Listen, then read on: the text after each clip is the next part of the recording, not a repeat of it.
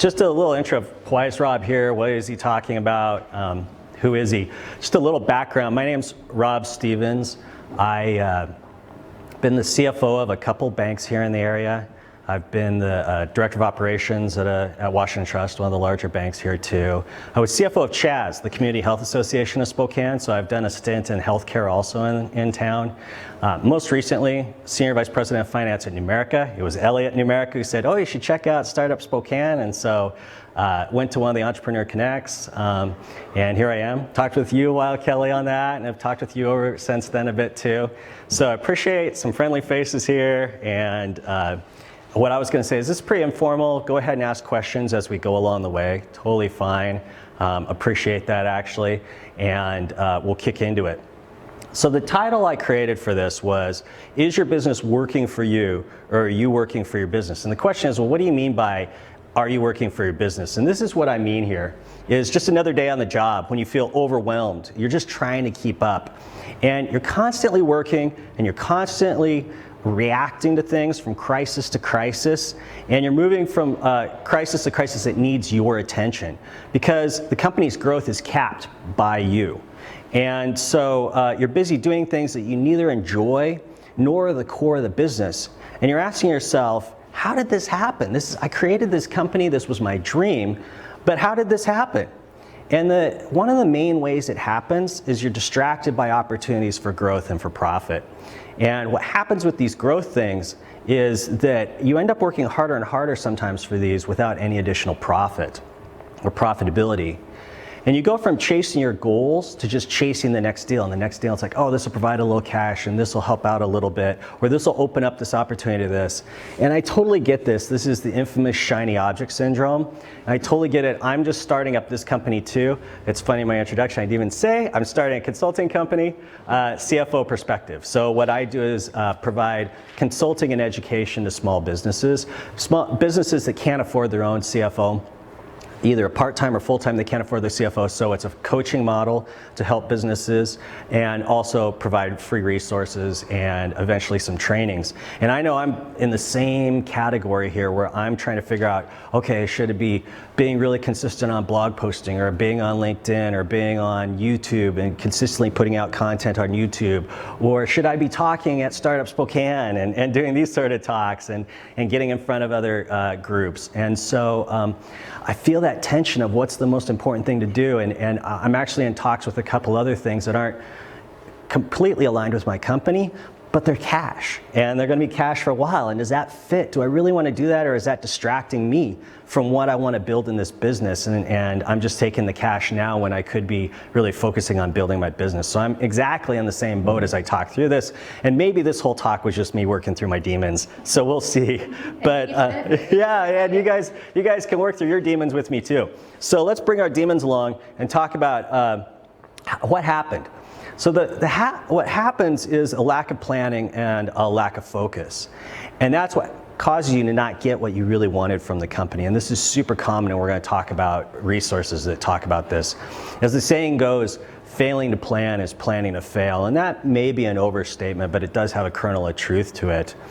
And so the question too when you start a company is, are you really ready to build a company, or are you experiencing what the E-Myth book calls the entrepreneurial seizure? And I'll talk about E-Myth a lot. E-Myth Revisited, I think, is the greatest small business book ever written by Michael Gerber.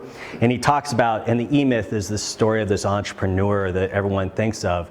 But what really happens is a lot of technicians, people who really like to do the work that a business does, like the producing of the business, they fall under what he calls the fatal assumption. And the fatal assumption is, if I understand the technical work of the business, I understand how to build a company that does technical work. And it's totally different. And what will happen is, we'll talk about as the company grows, I mean, the worst case that could happen, the worst case is failure, but even success is a big problem when you believe the fatal assumptions. And so we'll talk about how that works or what happens. And we'll also talk about how to build the systems to build your company, to build what you really wanted to build. Even if you do have a plan, are you staying focused on the plan?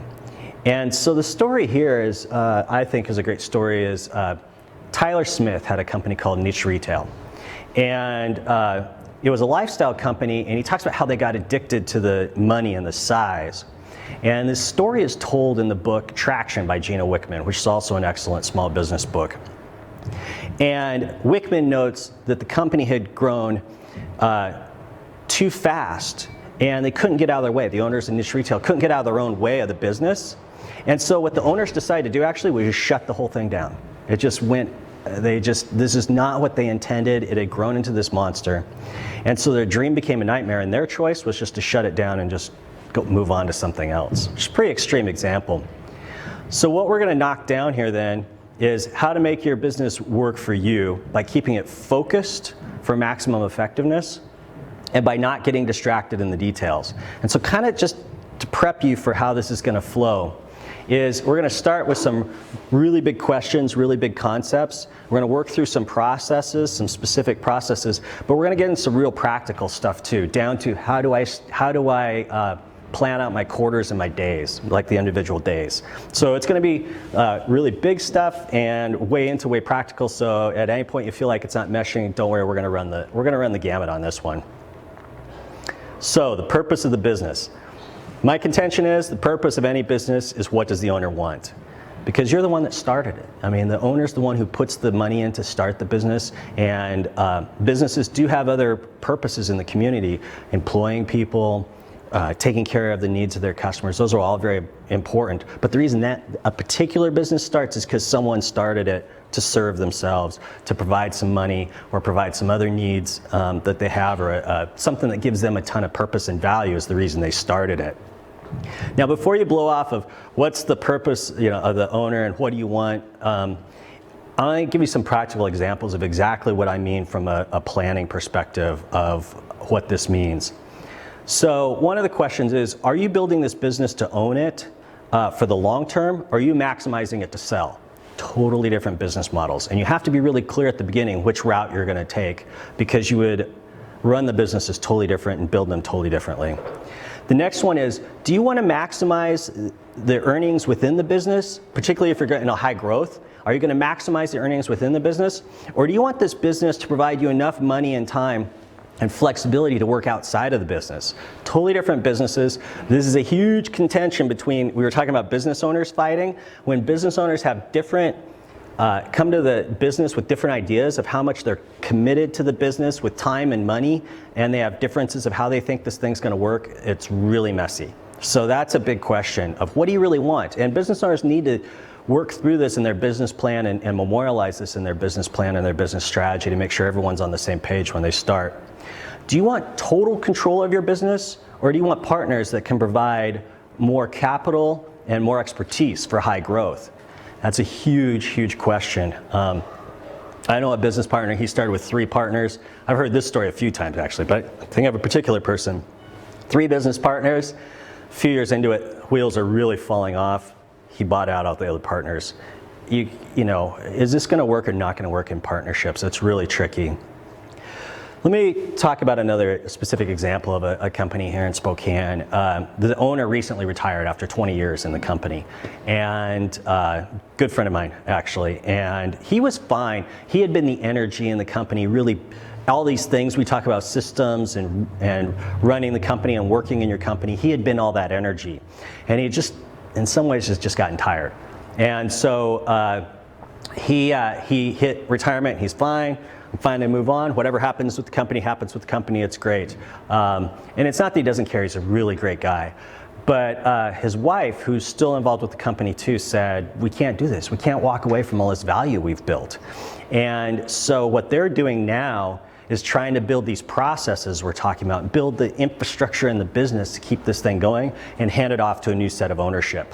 So, same sort of thing, even between him and his wife as co-owners of this business, what do they want out of this business? And even as he walks away, what do they still want out of it? So let me talk about a few of my experiences as CFO too. Most of the banks I worked with were family-owned banks. I don't know if you guys know Washington Trust is a family-owned bank, but also I worked for smaller banks that were family-owned too. And one of the huge things we've struggled with, whether you're family-owned or not, is how much cash do you distribute to your ownership versus how much do you keep in the company for growth? And how much do you pay to employees when really one of the hardest times in banking to manage was after the recession. In the recession, everyone knew it was tough times and everyone made sacrifices. But afterwards, when there's actually a little bit of cash now, everyone's asking, hey, I've suffered. For the employees, I need the raises I never got. For the shareholders, I need the dividends I never got. And the regulators are like, you still need to have tons of capital because you guys got hit hard and you're going to get hit hard again, and so you got to keep building capital.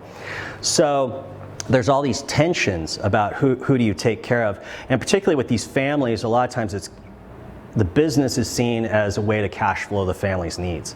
And I'm not specifically talking about Watt Trust either. I'm talking about just family banks. And one of the things as a CFO too I ran into is how much control does the owner want versus delegating operations to outside management who's not family. And one of the big questions is there family to take over the business? What is the succession plan? Because there is the contention that the purpose of any business is because you're eventually going to sell it, or eventually you're going to do something with it. And so you can't just think of why I'm going into business. It's like, how am I going to get out of this business? Am I just going to let it wind down? Am I going to cash cow it and let it wind down? Or am I going to sell it off? What's the ultimate goal for this business? So, because one of the issues is if there's not enough cash flow out of the company, then the owners sell. And that's really tough on the business and really tough for the employees when the ownership decides it's not meeting their needs from a cash flow perspective, and so it's new ownership. Tough one. So the big question, the big purpose of the business is what do the owners want, and you deliver on that, because if you don't, a lot of times is you sell. So how do you set this big purpose? And it's by asking big questions, and this gets into some of the big questions I was going to talk about. These feel like kind of big questions, and then we'll get into more tactical stuff later, don't worry. All right, I'm going to talk first about some of the resources I used for some of the material I used to build this. One I talked about is the E-Myth Revisited by Michael Gerber. Once again, I think it's the greatest small business book ever written. It's really, really good at getting into the mind of the business owner. The other book is Facilitating Financial Health by Klontz, Kaler, and Klontz. That one's a little trickier to find, but I'm using some of their exercises, so I wanted to give them credit in this. Partly, I'm actually working on another paper with Rick Kaler right now too, so I want to make sure to give credit due to where it belongs. Gerber's book really focuses on small business owners, and that's really what it's focused on. And Facilitating Financial Health is more in the financial planning area and personal finances, but both happen to use the same exercises to ask similar questions, and that is the big questions that you would ask. They do the big questions in the context of a memorial service. And the primary aim, which is Gerber, says, all right, let's pretend that you have a story of your life that's recorded and played at your memorial service. What do you want that story to say? So we're getting to the ultimate big question. What do you want your life to be about? What do you want, and it's not what your life, the key thing on asking these questions is not what would it say now, but what do you hope it would say? It's an aspiration we're heading towards. The other one is a life aspiration from Klontz, Kaler, and Klontz, which is, what do you hope others would say about you? So now you're thinking of people there, and what would they say about you, and how were you perceived, and what was out there? And these are ways just to start jarring loose some ideas. And so another one is what I call the magic wish. So that one is, pretend that you could be granted anything that you want, anything that you wish. What would you want? So that's the first question. So you start thinking about what you want, but then you need to get underneath that and say, well, why do I want this? What underlying need or desire is this satisfying? Because that's really your motivation. The whats aren't the power, the whys are the power. And so you're getting underneath that to see what's that about. Because once you know what you want, now you can define what you want from your company to satisfy that, to achieve your primary aim. And that's particularly true for a small business, because a small business, the line between personal and business is very, very thin, very permeable. stuff, there's always things going back and forth. And even more so for a family business, it gets even more complicated, more of a system, more of a network of people that we have to work around. So what these questions do is they pull out your underlying needs and motivations to the to be, to do, to have are the categories I like to place them into. What do you want to be? What do you want to do? And what do you want to have? And if you do these exercises, another exercise too I'll throw in that I didn't put in the slides, what makes you angry and what makes you feel guilty? Those are also ways to get to your underlying motivations. Because what makes you, let's leave it at that. What makes you angry and what makes you guilty, you'll find these are things that are really your core values, and what do you really value there. So once you've gone through these exercises, don't get too uptight about is this a be, a do, or a have. What you're really just trying to do is just trying to get a list of what do you really, really want. And it could be the whats, but also the whys, because the whys are going to motivate you.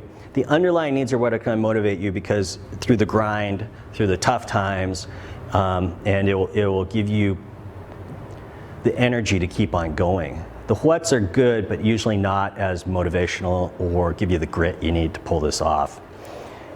So we go from life aspiration to the company purpose. So your personal aspiration is I desire to be, to do, to have, which leads to the company's purpose, because it's serving you of to achieve this, my company will. And that's when you're deciding my company will provide a huge amount of cash so I can live a very flexible lifestyle. I don't need to be very involved in the management. Or like, no, I'm building it to sell. I'm going for venture capital. I'm bringing in partners who can bring in capital fast and expertise fast. We're building big, we're building fast, and I want the big paycheck at the end and walk away. Totally different business styles. So you may just want a lifestyle business. You may want the big paycheck. You may want just a place in the community. In all honesty, at a certain point, the paycheck doesn't matter, but people really enjoy their place in the community that their business gives them. And that's why a lot of people are still in the game in town. So, next, that leads to your vision and mission. Now, vision and mission, oh my gosh, this sounds like big company stuff. Just to make it simple, and that's the way it should be, is just make it appropriate to whatever you're trying to figure out. And that is, vision is where you're going, and mission is how you're going to get there. So the purpose of the company, and we'll talk about how this fits together in a minute, but the vision is just where do you want to go? What is that end goal, that purpose, that end state of the company? And mission is specifically how you get there. So let's dig into these just a little bit, each one of them. So the vision statement tells the rest of the company where you're going and what you're trying to achieve, so everyone understands this is where we're going. And it forces prioritization, because a vision statement, you can't have 10 different things in a vision statement. But the fact is you can't do 10 different things as a company and have 10 different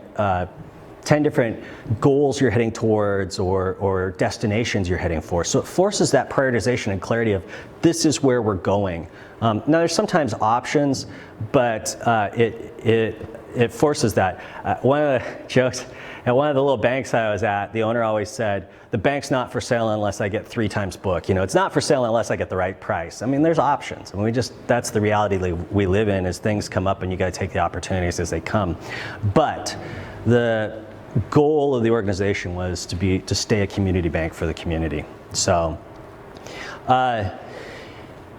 you also have scarce resources. You just can't spread yourself that thin. And one of my favorite lines of all times is, when your vision is clear, the decisions are easy. And I love that statement, because if you understand what you're really, really heading towards and what really, really matters to you, all the other decisions can be made in light of that. And I'm going to talk about specific examples where I've done this in companies. But that is super powerful. I first heard from Stephanie Bogan. I don't know if she's the original, and I say Bogan. I don't know if that's how she says her last name, but that's the first person I heard it from, so I'll give credit to her. Is that vision's going to provide this clarity as we go through these other things here. And then the mission statement. Okay, once again, purpose of the business is what do the owners want.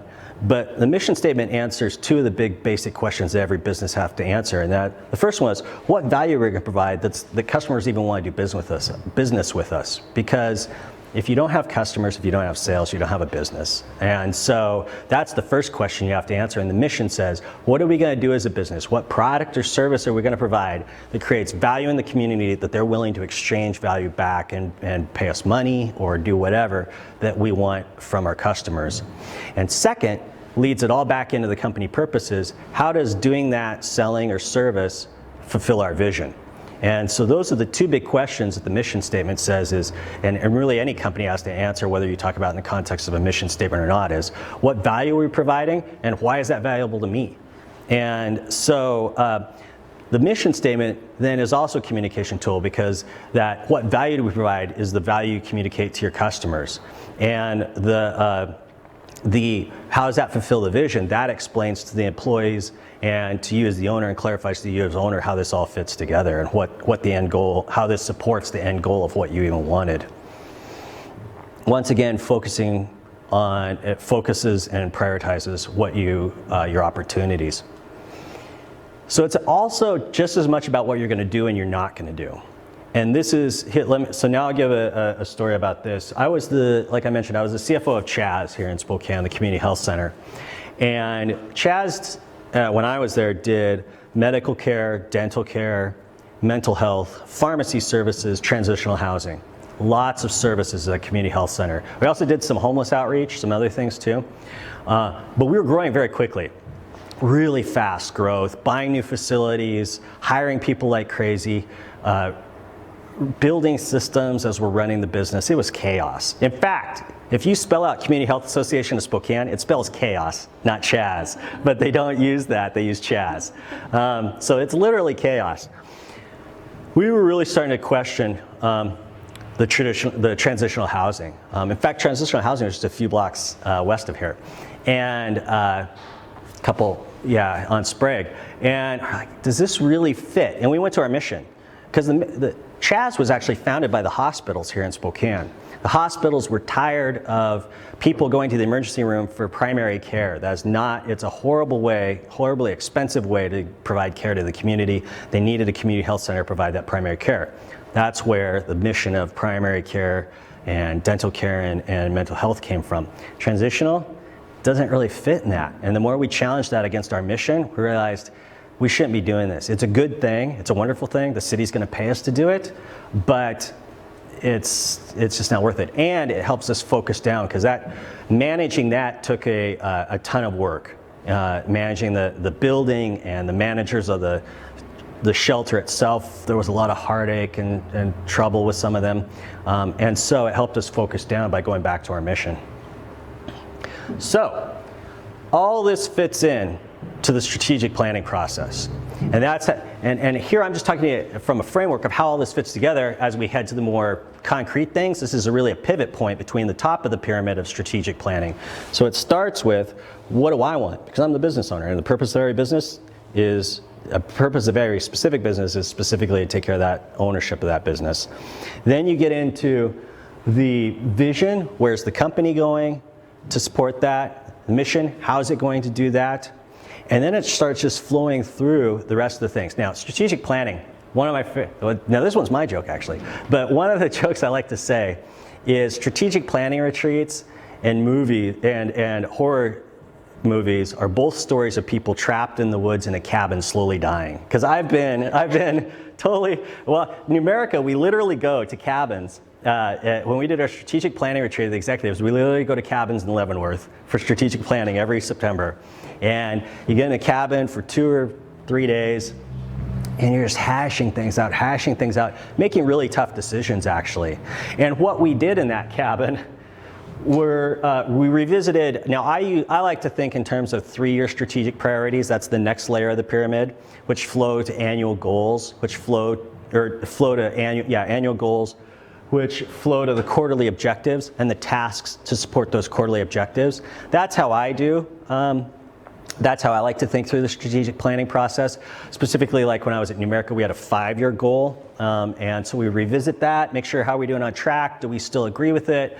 And do we need to make any specific changes? Then we'd actually start setting what are the 1-year goals and the metrics we're gonna have for those goals, and I'll talk about that process. And then Out of that comes your quarterly goals, and I'll talk about the quarterly goal process I use to set the quarterly goals and how I build the tasks and the deadlines and the accountability under those goals to make this thing happen. All that focuses the company down on what we're all about, so you're not chasing, because I know things come up and I want to add them to my quarterly goal, and it's like, no, I got to stay focused on what's the most effective thing to grow my company. So the mission, once again, the mission's going to set the boundaries for all these things that we choose. And so that's, when the vision's clear, the decisions are easy. Everything starts to fall in line once you have clarity at the top. And the strategic planning is just about charting new territory as pulling the company back into the focus. And I really think that's really one of the most powerful things of the whole process, is constantly pulling your company back into focus, get back into focus, and not building, because that dilutes your effectiveness and it makes you less efficient and effective at what you're trying to do. So what we're going to do next is we're just going to work through these different parts. We've kind of started at the top, and we're flowing from strategic to tactical, and we're getting very, very tactical down into the task level. So, specific tools we're going to use to do this: cash flow projection, key performance indicators dashboard, or a key performance metrics dashboard is another name for that. Super effective for that. Organizational chart. Now the next two may be kind of shockers to you. Organizational chart, very, very important. Two of the coaching clients I have, organizational chart's the big issue we're working with right now. So very, very effective for working, setting strategy for your company is working through the organizational chart.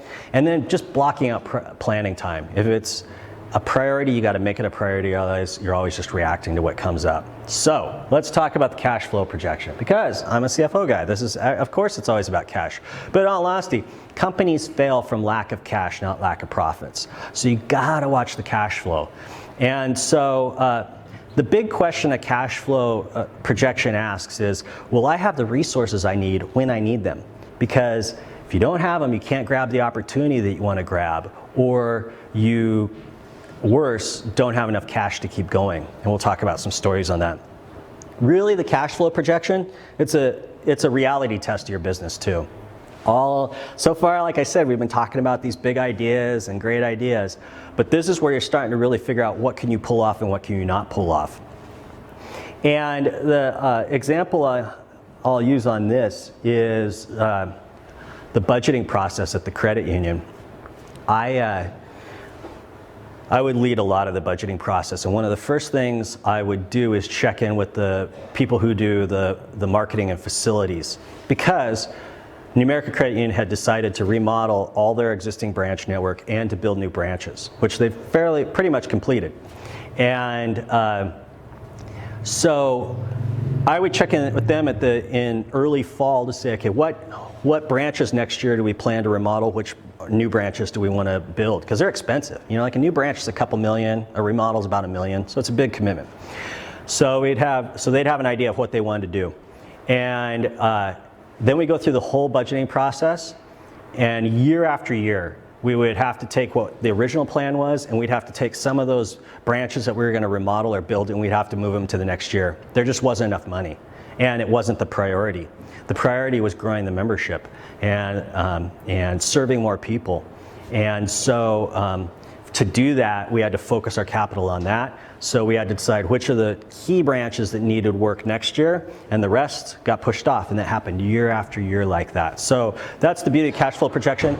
It helps you identify your constraints of one of your major resources, which is money. Time's the other major resource too that you'll identify constraints on. Kind of a more personal story on this is my dad started his own business when I was just going into college. He worked for a large tech company here in town for 20 years, and he decided to start his own tech company in the Valley. And so I was just starting college, I had some money saved up, and my mom comes to me one night and she says, hey, your dad's got this big order, big deal, and they need to pay for the materials, but we're not going to get the check for a while from the buyer. And so can we borrow some of your money that you saved for college? Can you loan it to us for a little bit? and until we get the big check. So I was like, sure, no problem. I mean, and so loaned it to them. They paid it back. It's a classic bootstrapping startup, borrowing from friends and family story, right? And my dad went on to build a great company, probably better than, more successful than the company I'm going to try to build. But anyway, it all went really, really well. But that's common, borrowing from friends and family. Cash flow projection helps you anticipate these things, because the more time you have, the more options you have. You don't want your back against the wall with no time trying to find cash. Bad scenario. And that's when things tilt really fast, and that's why companies won't last. So the beauty of the cash flow projection is to help you look ahead, identify when things are going to get tight, when these gaps between when the cash outflows happen and when cash inflows happen, and helps you start thinking, okay, I need to either have a plan for this or have contingencies for this to figure out how I'm going to get cash in place to make this happen. So that's the power of this. This cash flow projection, I've got a PDF of the cash flow projection on my website if you want to go out to that, cfoperspective.com. I also have a 30-page guide on there on cash flow, conquering cash flow it's called, that you can get for free, on how to use the projection, ways to speed up cash, in receipts, how to slow down cash. So there's a real art in managing your cash flows. And that's Say the website again, cfoperspective.com. So it's down here on the bottom of the slides too. People on the camera won't be able to see it, but cfoperspective.com, all one word. All right, key performance indicator dashboards, or key performance metrics dashboards. So once you have a plan, you gotta identify the ways to measure that you're on track. And that's what your key performance metrics are. And so this is the way to visually, easily communicate for yourself, but also to all your staff, are you on the right track? And when we talk about annual goals and quarterly objectives, there are deadlines you have to get these projects done. Now those are taken care of in like weekly meetings, project meetings, check-ins, those sorts of things. So that's where you take care of all the deadline stuff. This is more the numeric, and I'll give you and maybe sometimes it's easier to talk about some of the examples of particular metrics you're constantly monitoring to make sure everything's working okay and that things aren't drifting off the way you didn't want them to.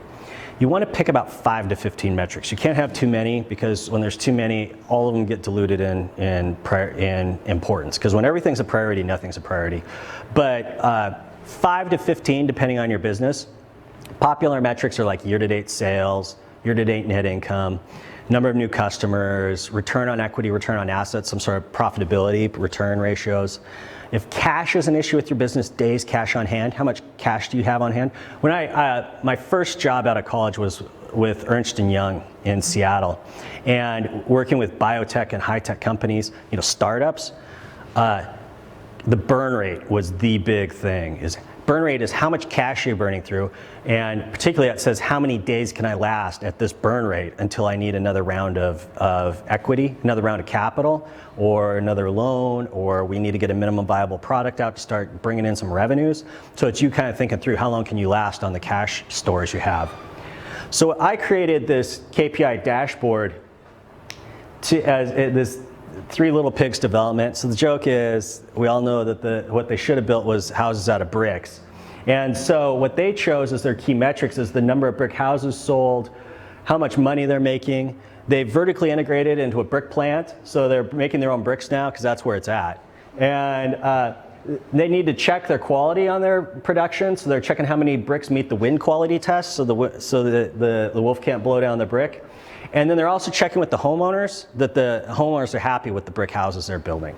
And so the status, probably the most powerful column in this key performance metrics is the status of green, red, yellow. Just to let everyone know quickly, a lot of times people get buried in the numbers. What's that? What is our target for this month? What are the goal we're shooting for? And where are we going towards year end, which is the target to the final at the year end? Most people just want to look at the color. Is it red, yellow, green? How are we doing? Red, yellow, green. And so that color is what makes the key performance metrics thing so powerful. So ironically, a little story on metrics. I was working with I was meeting informally with a executive director at a nonprofit here that I got to be friends with over time. And we'd meet and we just talk about what's going on at my work, what's going on with his work. And I was telling him about metrics. And later, I was like, I'm thinking about starting this business, and I'm trying to put this together. Said, let me show you this metrics thing I built after we talked last time. I'm like, no, don't bother with this. I'm trying to figure out how to serve people, CFO. And ironically, this was so powerful for him for a way for him in this nonprofit to measure how they were doing, because they were also a company that was growing very quickly and trying to just stay focused in the chaos of everything that was going on. So dashboards are a really, really powerful way to do this. Organizational charts. Like I said, this has actually been one of the biggest needs I've run up against so far. A strategic plan or a business plan should include an organization chart, and it's an organization chart of the future.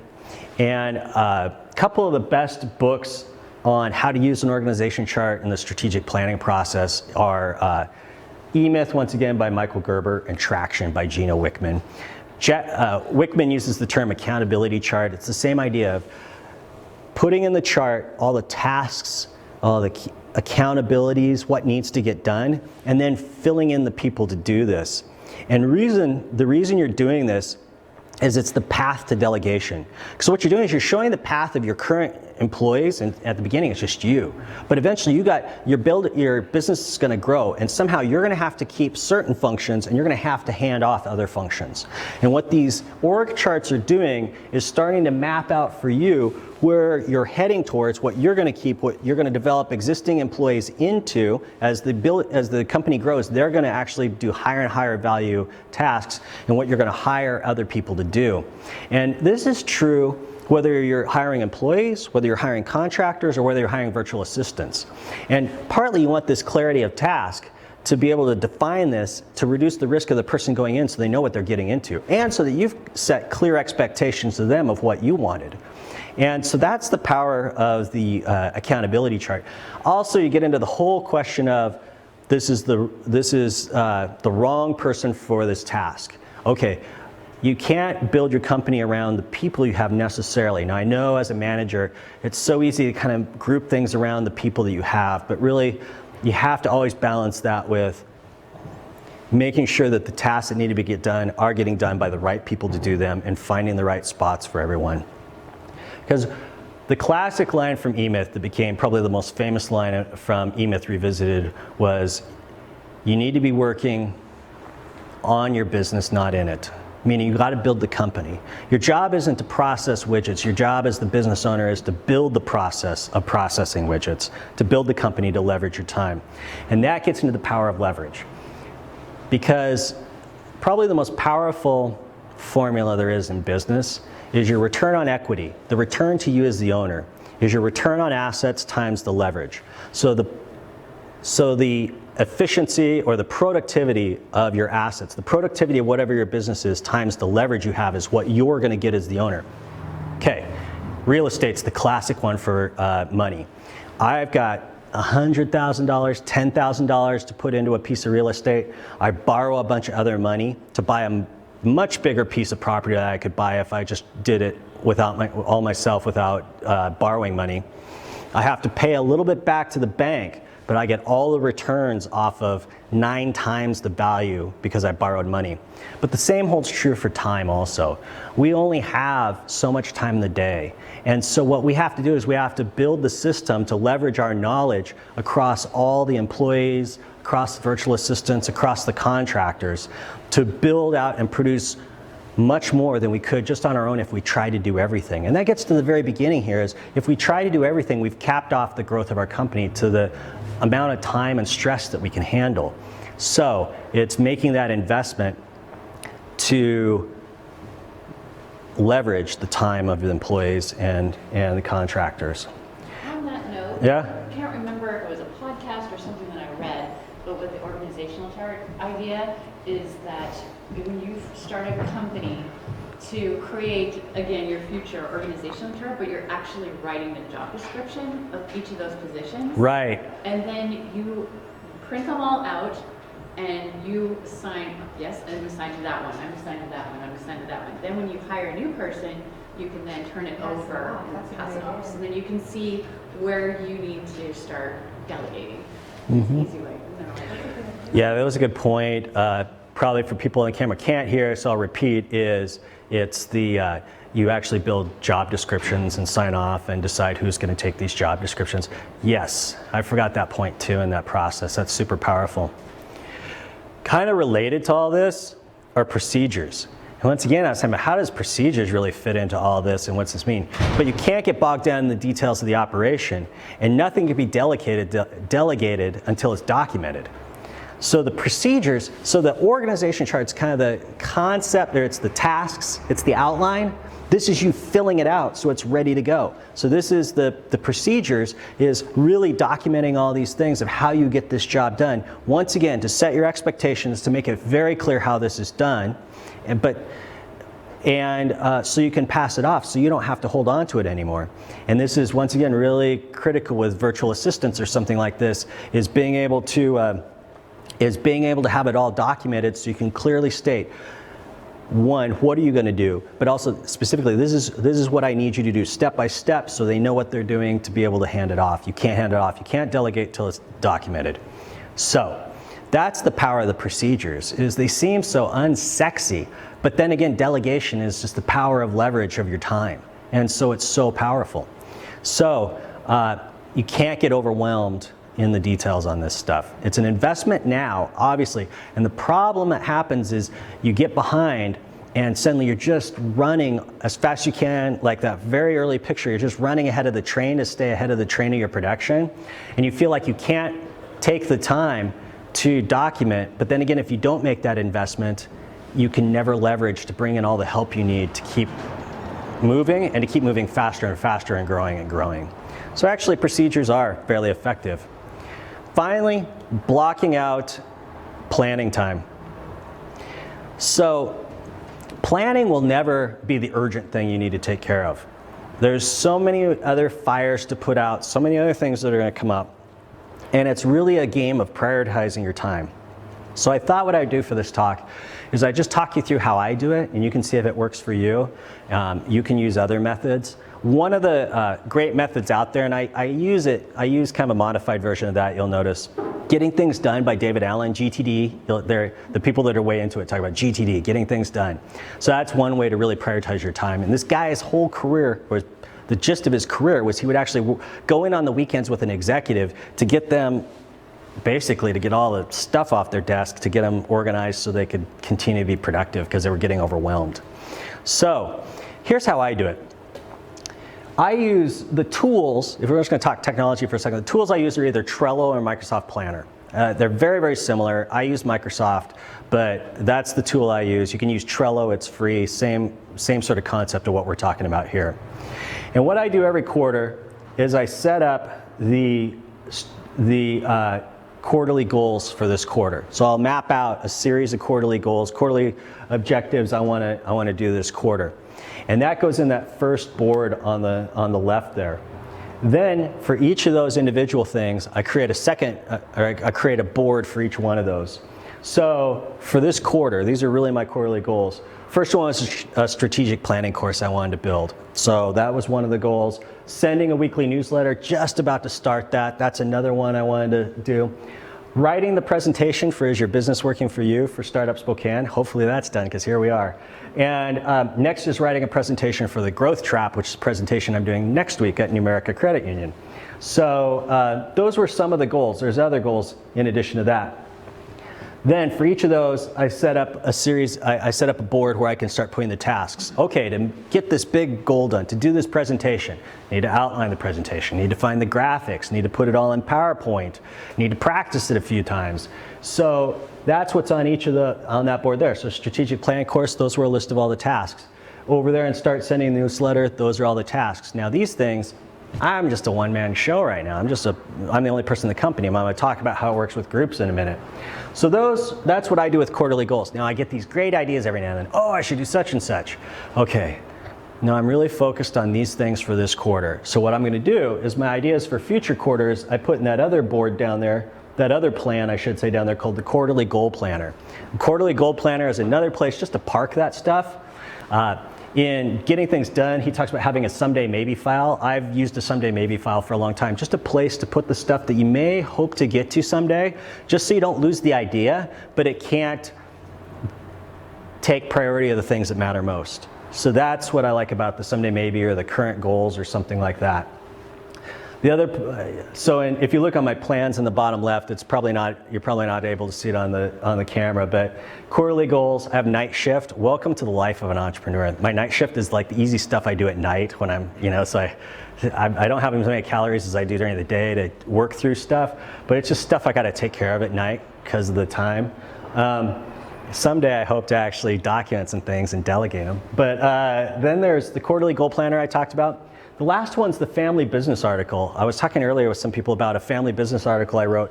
I actually did a presentation at a conference and then a webinar a couple weeks ago, and now we're going to have an article published in the Journal of Financial Planning. There was a group of 5 of us that were the co-authors on the article. And so I was lead author on this, and so I used Planner to plan out all the tasks that we had to do this article, but also to set deadlines and to assign them to different people.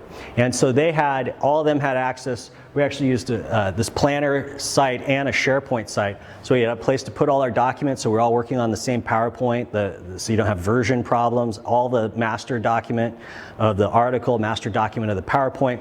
We had all our deadlines of who's gonna make their changes when, who's gonna review when, so we could get the paper out on time, so we could get the webinar put together on time. So it's a great tool for doing all of that.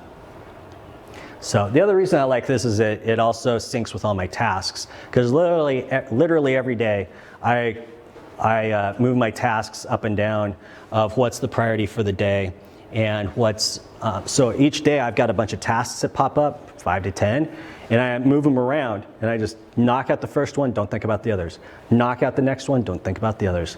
Knock out, because your brain can only hold so much at one time. So this quarterly planning and all these tasks actually flow to how every day I'm staying on track of what I need to do. Am I perfect? No, not at all. I'm always moving stuff around. I'm always throwing stuff in. And that's why I have a night shift thing too, because I just don't get it all done. And that thing's growing. All right, so let's put it all together now. So we've marched through this big questions down to how exactly I do each little task in a day.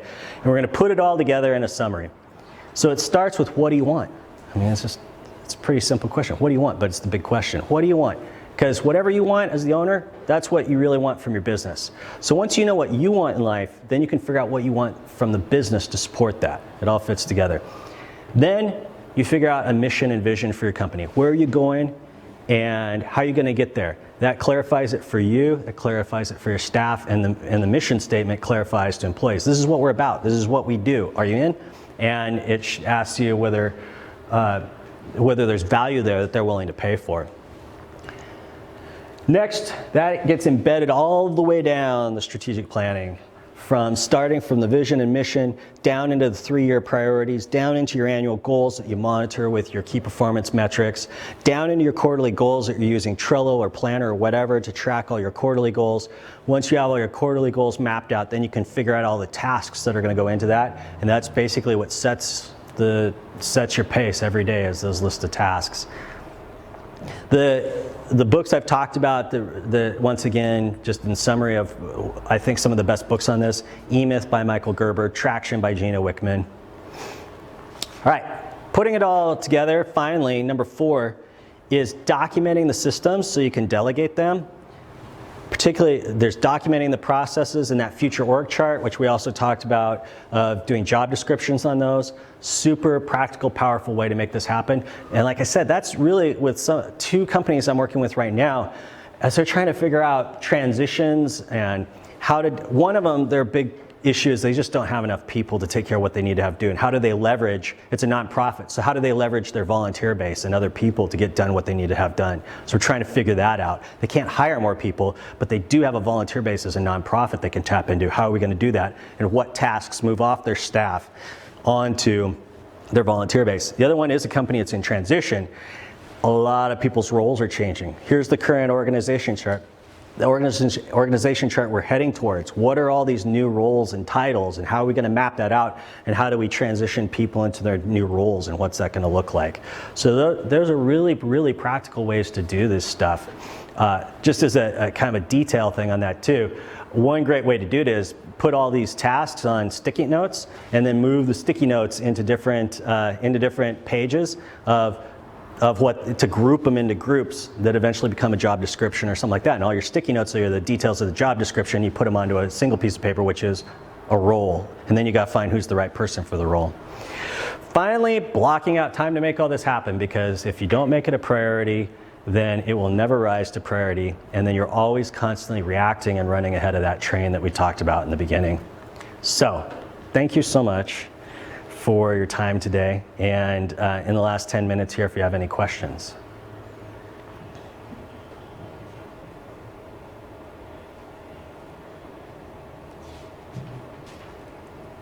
All right, hearing none, I think that, oh hey. Is it possible to get the slideshow? Yes, the slides. Always, I should have been, and I thought of this halfway through. Always the one question, can you get the slides? Yes, leave me a business card, or just shoot me an email at rob@cfoperspective.com. Or if you just leave me a business card, don't worry, I'm not gonna spam you. Actually, giving me your business card does not even count for the Can Spam Act, so I can't add you to my mailing list. But give me a card and I can send it to you. I talked with Kelly earlier and she said, we'll just do business cards to send it to you. Anything else? Any other questions, thoughts? Okay, that covers it for today. Thank you so much. Thank you.